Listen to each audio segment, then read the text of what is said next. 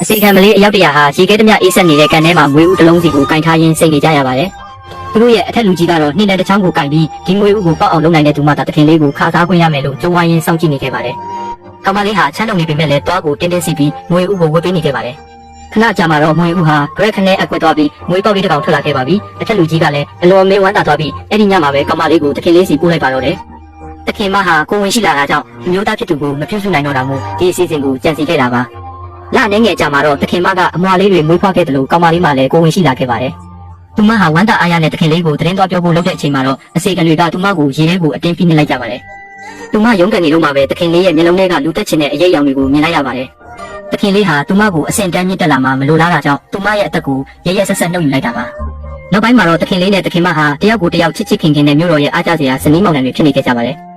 တလားစရာကောင်မလေးနဲ့သူမရဲ့မမွေးဖွားရသေးတဲ့ကလေးလေးကတော့အပြစ်မရှိပဲတည်ဆုံးသွားခဲ့ရပါတယ်။သူမပြန်ပြီးမျက်လုံးဖွင့်လိုက်တဲ့အခါမှာတော့တခင်လေးစီကိုမကူခင်တရက်အလိုကိုပြန်လည်မွေးဖွားလာခဲ့တာကိုသိလိုက်ရပါတယ်။ဒီတစ်ချိန်မှာတော့သူမရဲ့ကံကြမ္မာကိုပြောင်းလဲပြဖို့တစ္ဆာဆိုလိုက်ပါပြီ။တခင်လေးရဲ့ဖခင်ဖြစ်သူဟာဇနီးတည်ဆုံးပြီးကလေးကနောက်အိမ်အောင်မပြုတ်ဘူးဆိုတာသူမသိထားပါတယ်။သူမရဲ့ဘဝကိုပြောင်းလဲဖို့နဲ့ရန်သူတွေကိုသူမကိုမေမေလို့ရိုးရိုးသေးသေးခေါ်ခိုင်းစေဖို့အတွက်သူ့ကိုပဲတွေ့တက်ဖို့စီစဉ်လိုက်ပါတော့တယ်။မကြခင်မှာပဲတခင်မမကိုဝင်းရှိကြောင်းအတည်ပြုလိုက်တာနဲ့တခင်လေးဟာအိမ်ကိုအပြေးလွှားပြန်လာခဲ့ပါတယ်။သူမကိုခက်သွားတဲ့အချိန်မှာတခင်လေးရဲ့အကြည့်တွေကရံပတ်စောတွေနဲ့လောဘတက်နေခဲ့ပါတယ်။အခန်းထဲကနေလည်းချစ်ကြည်နူးနေတဲ့ရဲတံတွေထွက်ပေါ်လာပါတယ်။တခင်လေးထွက်သွားပြီးနောက်မှာတော့တခင်မရဲ့အနီးကပ်အစီခံမကသူမကိုတခင်လေးကိုနှုတ်ဆွဲရဲဆိုပြီးစော်ကားတဲ့အပြင်ဒီကောင်မလေးကိုအမြန်ဆုံးရှင်းပြဖို့တခင်မကိုတိုက်တွန်းပါတော့တယ်။တခင်မကတော့ဟန်ဆောင်ကန်ဆောင်တားမြစ်လိုက်ပြီးကောင်မလေးကိုအခန်းထဲခေါ်လိုက်ပါတယ်။ကောင်မလေးကတော့ခေါင်းငုံပြီးဒူးထောက်နေခဲ့ပါတယ်။တခင်မကသူမကိုအကြာကြီးကြည့်နေပြီးနောက်မှာတော့နင်ကကံကောင်းတဲ့သူပဲလို့ပြုံးပြီးပြောလိုက်ပါတယ်။အရင်ဘဝတုန်းကတော့ကောင်မလေးဟာတခင်မရဲ့စကားကိုနားထောင်ပြီးတခင်လေးရဲ့အိယာပေါ်ဖြစ်ခဲ့ရကနောက်ဆုံးမှာတော့ရင်းနှီးတိတ်ဆုံးခဲ့ရပါတယ်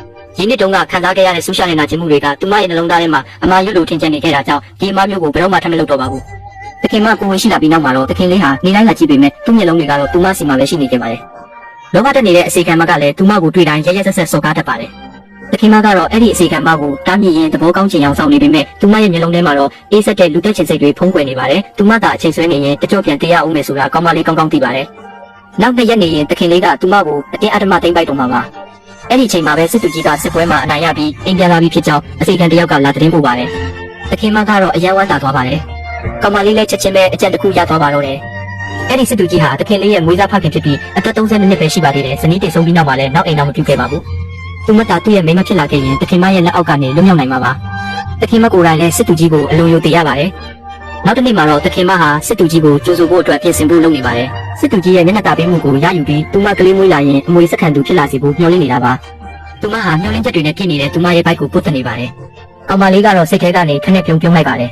။အရင်ဘဝတုန်းကစစ်သူကြီးဟာပြန်လာပြီးတာနဲ့နန်းတော်ကိုတန်းသွားခဲ့တာမို့တခင်မနဲ့မတွေ့ခဲ့ရပါဘူး။ဒါဟာကောင်မလေးအတွက်အခွင့်ကောင်းပါပဲ။တခင်မကသူမကိုမြေတာနဲ့တင်စိတ်ပြနေတာကြောင့်အဝေးကိုလွှတ်လိုက်ပါတယ်။ကောင်မလေးဟာသူမစုထားတဲ့ငွေတွေကိုထုတ်ပြီးအစိခံတွေကိုလက်ထိုးကစစ်သူကြီးအိမ်ပြန်မဲ့လမ်းကြောင်းကိုစုံစမ်းလိုက်ပါတယ်။ညရောက်တဲ့အခါမှာတော့စစ်သူကြီးဖြတ်တန်းသွားရမယ့်လမ်းဘေးမှာစောင့်နေခဲ့ပါတယ်။အေးဆက်တဲ့လေကြောင့်သူမချမ်းလုံနေတယ်လို့စိတ်လည်းမအေးမမြဖြစ်နေပါတယ်။စစ်သူကြီးဟာယာတို့ကြီးတယ်လို့အမျိုးသမီးတွေကိုလည်းအနာမကတ်တဲ့သူပါ။သူ့ကိုခန္ဓာကိုယ်နဲ့မြှူဆွဲဖို့ကြိုးစားတဲ့သူတိုင်းအဖြစ်ပေးခံရတတ်ပါတယ်။ဒါပေမဲ့သူမမှရွေးချယ်စရာမရှိပါဘူး။မအောင်မြင်ရင်တရားမှာပဲလေနိုင်ဝက်လောက်အကြာမှာတော့စစ်သူကြီးပေါ်လာပါတယ်။ကောင်မလေးဟာဆုံးဖြတ်ချက်ကိုခိုင်ခိုင်ချလိုက်ပြီးမိအိမ်လေးကိုကင်ကသူ့ရင်ခွင်ထဲကိုတမင်တကာလဲချလိုက်ပါတယ်။စစ်သူကြီးကသူမဘသူလဲဆိုတာကိုတိုးတိုးလေးမေးလိုက်ပါတယ်။ကောင်မလေးကတော့ရုန်းကန်ကြအောင်ဆောင်လိုက်ပြီးအဝတ်စားတွေကိုရှော့ချစီကသူမရဲ့အသားရည်တွေကိုပေါ်အောင်လုပ်လိုက်ပါတယ်။စစ်သူကြီးရဲ့အကြည့်တွေကရမတ်ဆန်လာပြီးသူမကိုအိမ်ထဲကိုတန်းခေါ်သွားပါတော့တယ်။အဲ့ဒီညကကောင်မလေးတညလုံးမအိပ်ခဲ့ရပါဘူး။မိုးမလင်းခင်မှာတော့တခင်မကိုခါစားဖို့အတွက်အိမ်ကိုအပြေးလွှားပြန်လာခဲ့ပါတယ်။တခင်လေးကတခင်မရဲ့အခန်းထဲမှာတညလုံးအတူရှိနေခဲ့တာပါ